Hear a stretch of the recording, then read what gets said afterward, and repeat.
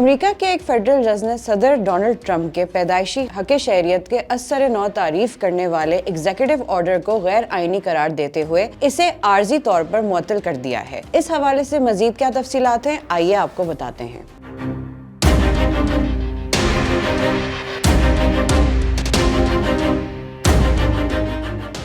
امریکی فیڈرل جج کی جانب سے جاری ہونے والے فیصلے میں ٹرمپ انتظامیہ کو 14 دن کے لیے ایگزیکٹو آرڈر پر عمل درآمد کے لیے کسی قسم کے اقدامات کرنے سے بھی روکا ہے۔ اس دوران فریقین صدر ٹرمپ کے پیدائشی حق شہریت سے متعلق حکم کے درست ہونے یا نہ ہونے کے بارے میں مزید دلائل پیش کریں گے۔ جج نے 6 فروری کو کیس کی سماعت بھی مقرر کی ہے، جس میں فیصلہ کیا جائے گا کہ ایک ایسے وقت میں جب کارروائی جاری ہے، آیا اس کیس کو طویل مدت تک روکا جانا چاہیے۔ مقدمہ امریکہ کی 22 ریاستوں اور تارکین وطن کے حقوق کے متعدد گروپس کی طرف سے دائر کیے گئے 5 مقدمات میں سے ایک ہے، جس میں ان اٹارنیز جنرل کی ذاتی شہادتیں بھی شامل ہیں جو پیدائشی حق کے لحاظ سے امریکی شہری ہیں۔ مزید اپڈیٹس کے لیے دیکھتے رہیے VNews.pk۔